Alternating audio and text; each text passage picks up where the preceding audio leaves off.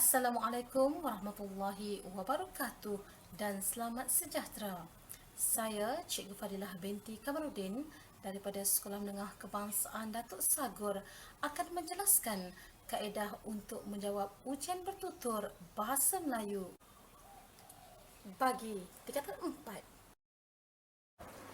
Standard kandungan kita pada hari ini ialah 1.5, iaitu bersoal jawab tentang sesuatu perkara menggunakan pelbagai soalan. Manakala standard pembelajaran pula ialah 1.5.2, iaitu mendengar dan menilai keseluruhan soalan serta memberikan respon yang betul secara berhemah dan bertata susila. Seterusnya 1.5.3, bersoal jawab dalam situasi untuk meningkatkan kebolehpasaran diri dalam bidang pendidikan dan kerjaya dengan yakin. Jadi, mengapa anda perlu belajar kemahiran bertutur di sekolah? Mari kita saksikan video ini.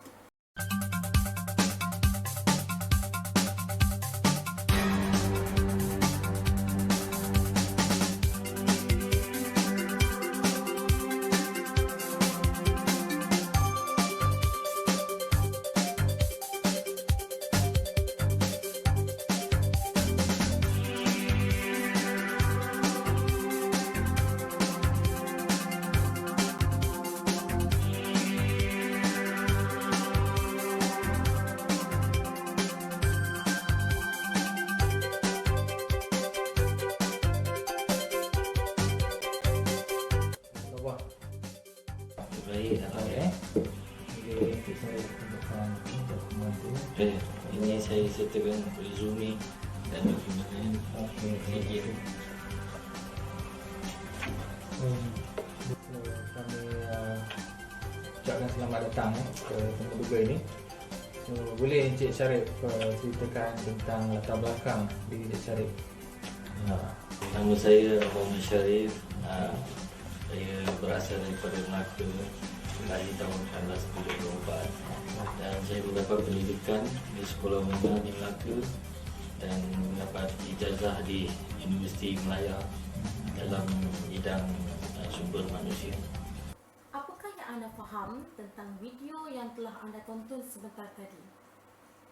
Ya, video sebentar tadi memaparkan situasi temuduga untuk mendapatkan pekerjaan. Dan salah satu kriteria untuk melayakkan diri mendapat pekerjaan ialah keyakinan dan kemahiran bertutur. Kemahiran bertutur akan membantu anda semua berkomunikasi dengan lebih baik untuk menjalin hubungan dan menyampaikan maklumat, pendapat, perasaan serta idea yang kreatif dan kritis dengan sebutan dan intonasi yang betul secara spontan dan bertata susila. Jadi penggunaan tata bahasa yang betul amat diberi penekanan dalam kemahiran bertutur. Mari kita ketahui format ujian bertutur kertas 3 Bahasa Melayu.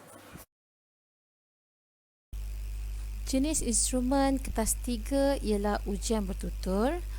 Jenis item pula ialah subjektif respon terhad dan subjektif respon terbuka. Untuk bilangan soalan pula terbagi pada dua, iaitu bahagian A untuk individu dan bahagian B untuk berkumpulan.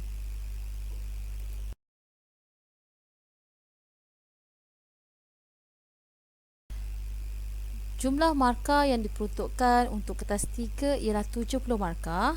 Wajarannya saya akan berikan selepas ini. Untuk konstruk pula, iaitu soalan yang akan ditanya meliputi 4 tahap, iaitu memahami, mengaplikasi, menganalisis serta menilai.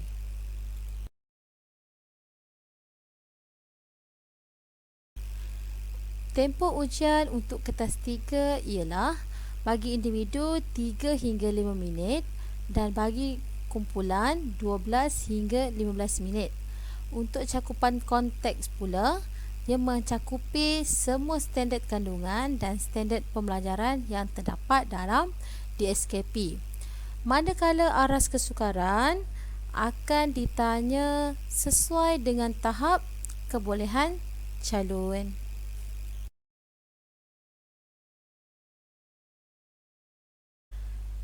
Kaedah penskoran bagi kertas 3 terbagi pada dua, iaitu analitik dan holistik, di mana analitik lebih terperinci dan tiada alatan tambahan diperlukan untuk menjawab kertas 3. Jadi cara pelaksanaan kertas 3 untuk taksiran individu ialah calon akan diberikan satu petikan ataupun satu bahan rangsangan dan akan ditanya 4 soalan kepada calon oleh pentaksir.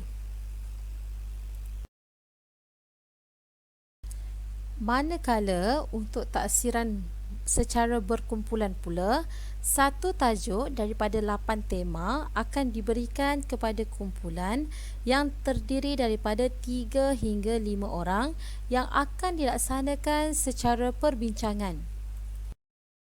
Bagi wajaran markah kertas 3 ini ialah pentaksiran bertutur secara individu 40 markah, pentaksiran bertutur secara berkumpulan 30 markah, menjadikan jumlah markah bagi pentaksiran kertas 3 ini ialah 70 markah. Konstruk atau soalan yang akan ditanya mencakupi tahap pemikiran, iaitu memahami, mengaplikasi, menganalisis dan menilai. Mari kita lihat pemarkahan yang telah ditetapkan bagi taksiran individu yang akan dilaksanakan secara kaedah analitik. Beberapa tahap penguasaan dan skor yang telah ditetapkan, iaitu cemerlang 9 hingga 10 markah, kepujian 7 hingga 8 markah, baik 5 hingga 6 markah, penguasaan minimum 3 hingga 4 markah dan tidak mencapai tahap minimum 1 hingga 2 markah.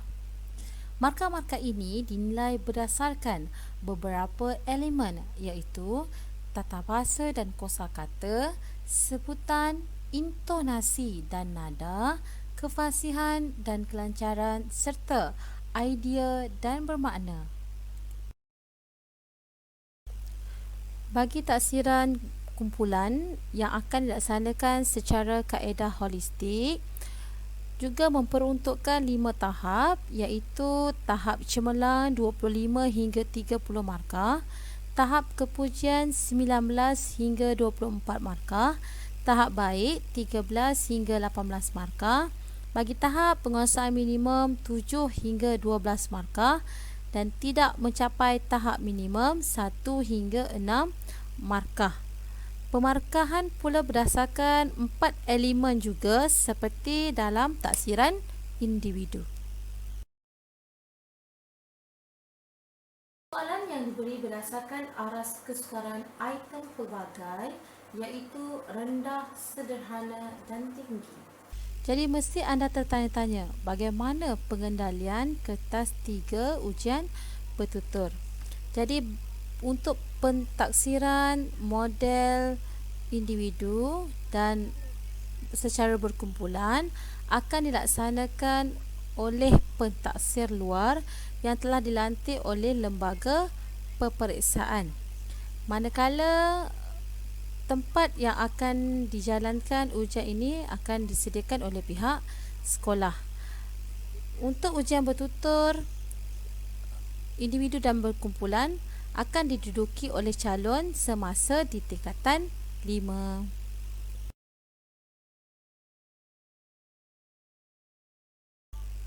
Ini ialah model bagi taksiran individu. Jadi calon akan masuk ke bilik ujian secara bergilir-gilir dan masa yang diperuntukkan ialah 3 hingga 5 minit. Jadi pentaksir akan bertanya soalan kepada calon sebanyak 4 soalan.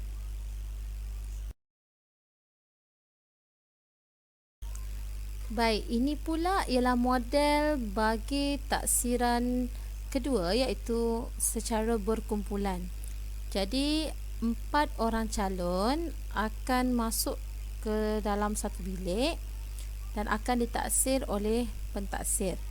Jadi masa yang diperuntukkan ialah 12 hingga 15 minit.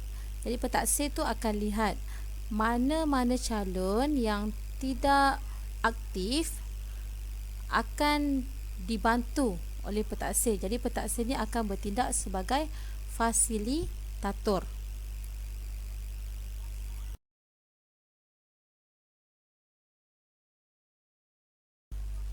Baik, ini pula ialah model kumpulan yang melibatkan kes khas. Apa itu kes khas?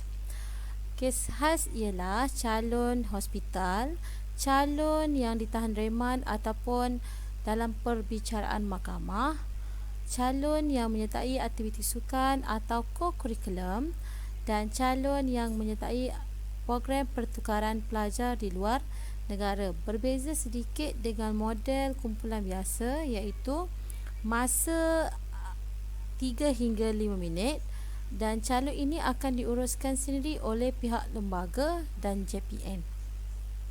Anda telah mendengar format ujian lisan.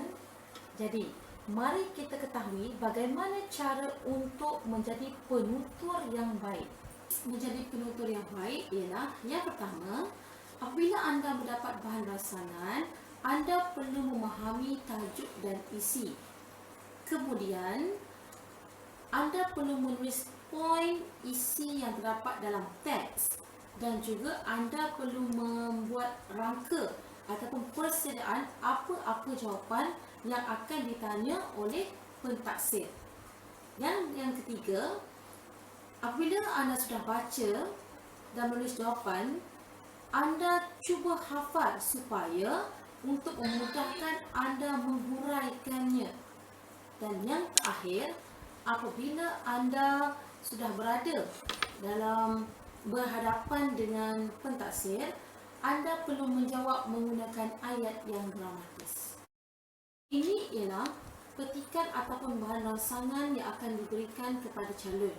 Jadi calon perlu membaca keseluruhan bahan rangsangan yang diberikan, dan 4 soalan akan ditanya oleh pentaksir kepada calon. Contoh soalan rangsangan yang akan ditanya oleh pentaksir kepada calon. Jadi 1 atau 2 soalan akan ditanya berdasarkan bahan rangsangan yang diberi. Manakala soalan yang lain berdasarkan kemahiran sedia ada dan kemahiran berfikir aras tinggi, iaitu KBAT. Hari ini saya akan tunjukkan contoh bagaimana untuk menjawab soalan lisan dengan baik. Apabila pentaksir bertanyakan soalan seperti soalan yang pertama, nyatakan kementerian yang bertanggungjawab mempromosikan jenama Malaysia di mata dunia. Jadi sebagai calon, saya akan menjawab, Assalamualaikum warahmatullahi wabarakatuh. Terima kasih ucapkan kepada cikgu.